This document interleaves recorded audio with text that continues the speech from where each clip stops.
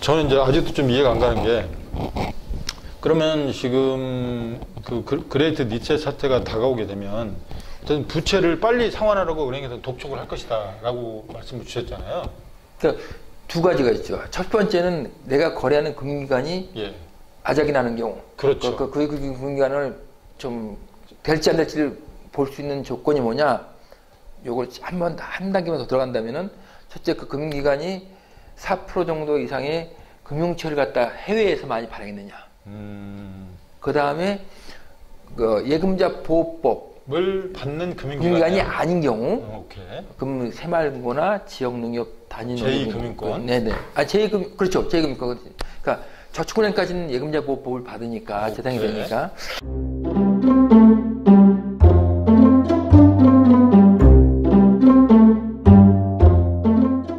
여러분 안녕하십니까. 오늘은 금융감독원 인증강사이신 하승범 강사님을 모시고 그레이트 니셋에 대해서 좀 알아보도록 하겠습니다. 자, 강사님 안녕하십니까. 네, 안녕하십니까. 하승범입니다. 네. 예. 도대체 이게 그레이트 니셋 전 처음 들어봅니다. 이게 도대체 무슨 말이에요? 이게 굉장히 어려운 말이라고 하고 싶은데 월드 리셋이라고도 합니다. 그런데 가장 중요한 거는 이제 최근 2020년 12월호 타임지에서 표지어로 더 그레이트 리셋이라고 정의가 돼 있었고요. 아, 그래요? 예, 그 다음에 이제 우리가 알고 있는 세계적인 그 경제 리더들이 모여서 하는 다보스 포럼에서의 주제어고요. 또 우리나라로 보자면 가장 최근에 2021년 1월 달에 한국은행 총재이신 이주열 총재께서 신년사에서 이 그레이트 리셋을 언급하면서 이 리셋에 따른 모든 그 변화나 어려움을 수용해야 되고 또 금융기관에 대해서는 이 그레이트 리셋에 대한 포함해서 어떤 리스크 관리 감독을 갖다가 최대한 강화할 것을 주문했습니다. 아니 그러니까요. 도대체 그레이트 리셋이 뭐냐니까요.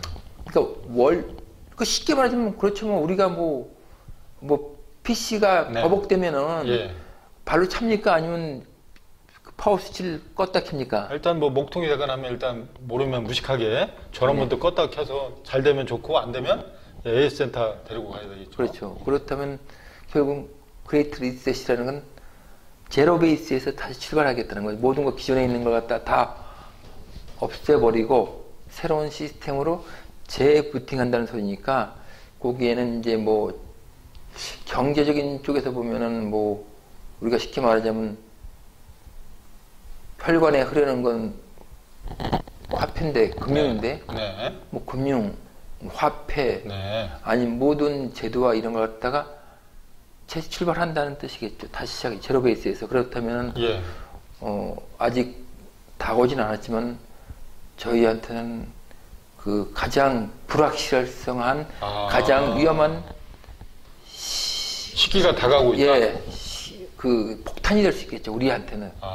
아니 그러면 쉽게 얘기하면 이 그레이트 리셋이라고 하는 것이 가까운 시일 내에 올 것이고, 그리고 이게 모든 경제 시스템이 제로 베이스에서 다시 출발하는 것을 가정하는 것이 그레이트 리셋이다. 이렇게 이해하면 될까요? 그렇게 가장 심하게 말하면 그렇게 표현할 수 있고요. 아니면 새로운 우리가 PC에서 윈도우즈 8 같은 안 쓰고 윈도우즈 10을 쓰지 않습니까? 그렇죠. 지금요.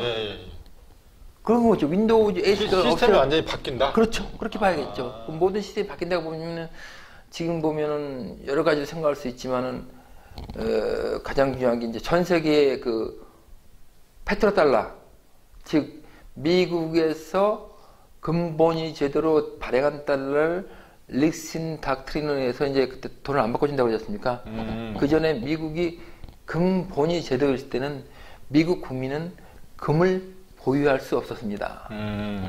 그래서 이제 그때부터 시작해서 이제 말하는 이제 전 세계 이제 직주통화에는 그 달러에 대한 어떤 그런 퀘스천, 지금까지 이번에 상원에 올라간 2조 뭐 9천억인가의 달러하고 추가로 또 그 경기 부양을 위해서 3조 달러의 그 그 SOC 그걸 추가한다면은 거의 뭐 지금 달러에 몇 배를 또 풀어낸다는 건데 그러면은 달러가 그렇게 풀린다면은 그것이 가능할 것이냐. 그리고 뭐 그러면서 지금 또 JP 모간 디지털 통화니 뭐 우리나라도 네. 이미 그 디지털 통화를 한국에 준비하고 있고 네. 올해 하반기에 시범으로 사용한다고 합니다. 예, 예. 그리고 중국에서 이미 사용하고 있고 예. 그렇다면은 그 하다못해 화폐를 가지고 한번 정리를 할 수 있겠죠. 그동안 많은 지금 화폐 개혁이 될 수도 있다. 뭐 개혁이 안 되든 안 되든 그걸로 가려서 할 수 있겠죠. 왜냐면 쉽게 말하자면 지금 선진국의 그 정부 부채 규모가 네. 이미 GDP를 초과하고 일본 같은 건 240%인데 네. 우리나라 같은 경우는 기업부 정부층 괜찮지만은 그 가계부채가 이미 GDP의 1.06배로 이미 오버되지 않았습니까? 그러니까 그게 1.2 이상이 올라가면 그게 위험하다고 뭐 그런 얘기를 제가 들은 것 같습니다. 저는 미국에서 금융위기 왔을 때 미국 가계부채 비율이 70%라고 알고 있었습니다. 근데 우리나라 지금 100%를 넘었기 때문에 지금 그 BIS 국제 결제에 의해서 우리나라가 다 한 단계를 더 올려갖고 안 좋게 보고 있다는 건 저도 얘기를 들었습니다. 어쨌든 뭐 그런 얘기도 중요한데 일단 우리 그 국민들 일반 시민들 입장에서는 그럼 우리 시민들한테는 피부로 다가오는 그레이트 리셋이라는 그런 상황이 다가왔을 때 어떤 부분들이 위험으로 다가오고 또 어떻게 대비를 하고 그래야 될까요? 그러니까 두 가지 방어적인 방법하고 공세적인 방법으로 나눠서 생각할 수 있는데요. 네. 이것도 제 개인적인 생각입니다만은 일단은 그레이트 리셋이 왔을 때 네. 거래하는 그 금융기관이 예. 위험해질 수 있습니다. 거래하는 금융기관이 그래서 내가 거래하는 금융기관이 위험해지면은 그 거래 금융기관에서 빌린 대출은 바로 상환할 수 있는 그것도 도래할 수 있습니다. 그렇기 때문에 일단은 가장 수동적이면서 적극적인 대책으로서는 관리 가능한 부채로 만들어 줄 것을 주문하고 싶습니다. 왜냐하면 관리 가능한 부채라는 것은 어떠한 상환 요구가 들었을 때 내가 좀 노력을 하면은 갚을 수 있는 정도. 만약에 그게 아니라면은 그 관리 가능한 부채가 아니라면은 굉장히 그 어려워질 수가 있을 겁니다. 자, 근데 우리 참 서민들이 살면서 이게 은행 융자 없이 살기가 참 힘들잖아요. 은행 융자 없는 사람이 거의 없잖아요. 예를 들면 뭐 자동차도 할부고 집도 거의 대출받은 집을 사고 있고 이런 상황에서 지금 말씀하신 것처럼 그런 그레이트 리셋이라는 상황이 다가오게 되면 지금 말씀하신 것은 가능한 그런 부채로서의 어떤 관리가 될 수 있는 부분을 말씀을 해주셨는데 그런 일상적으로 우리가 지금 예전부터 습관적이고 관례적으로 쓰고 있는 그런 어떤 융자나 대출의 어떤 그런 문화 이런 부분들을 그냥 쉽게 이제까지 우리는 항상 자동차를 사면 현금으로 사기보다는 활부가 당연하다고 생각하면서 자동차를 사고 있는데 그런 어떤 문화가 젖어 있는 상태에서 그걸 지금 가능한 그런 그 부채 관리를 가야 된다는 말씀을 주셨는데 참 쉽지 않을 것 같습니다. 그거 어떻게 좀 해야 하면 좀 그런 부분을 좀 쉽게 할 수 있을까요? 그러니까 이게 그 미국의 그 우리나라가 이제 추구했던 자본주의가 미국의 효율적 자본주의, 즉 신용을 키워서 크레딧을 키워서 네. 부를 늘리는 방법을 썼는데요. 그러다 보니까 그걸 통해서 내수를 늘리고 해갖고 GDP가 상승하는 방법을 썼던 게 이제 미국 경제 아닙니까? 예. 그래서 우리나라 그걸 배워서 이제 뭐 할부 대출, 뭐 카드론, 뭐 여러 가지가 늘어났는데 네. 지금 그레이트 리셋이 온다는 거는 그러한 기존의 그런 시스템을 한번 재정립하고 아니면 그걸 옛날에 우리가 배웠듯이 리스트럭처이라고 그냥 그걸 갖다 다 무너뜨리고 새로 짓는. 저는 이제 아직도 좀 이해가 안 가는 게 그러면 지금 그레이트 니체 사태가 다가오게 되면 어떤 부채를 빨리 상환하라고 은행에서 독촉을 할 것이다라고 말씀을 주셨잖아요. 그러니까 두 가지가 있죠. 첫 번째는 내가 거래하는 금융기관이 예. 아작이 나는 경우, 그렇죠. 그 금융기관을 좀 될지 안 될지를 볼 수 있는 조건이 뭐냐? 요걸 한 단계만 더 들어간다면은 첫째 그 금융기관이 4% 정도 이상의 금융처를 갖다 해외에서 많이 발행했느냐.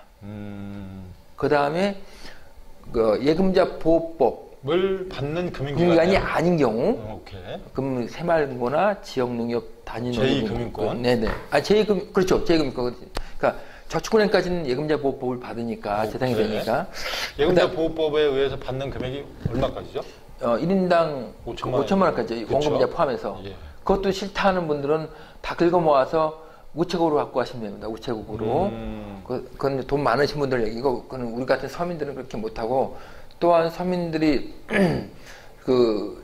당할 수 있는 가장 큰 위험이 네. 우리가 이제 그 영끌이나 뭐 이런 데 해갖고 이제 그 대출을 신용대출 모두 모아서 집을 샀는데 한 채를 가지고 있는데 몰빵을 했는데 그 집이 10억짜리라서 내가 최대한 1가구 1토기 때문에 70%까지 그렇죠. 대출을 받아갖고 7억을 갖고 있는데 네.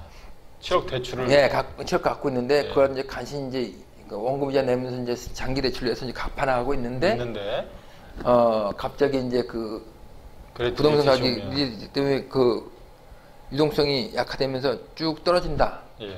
그러면은 그 가격이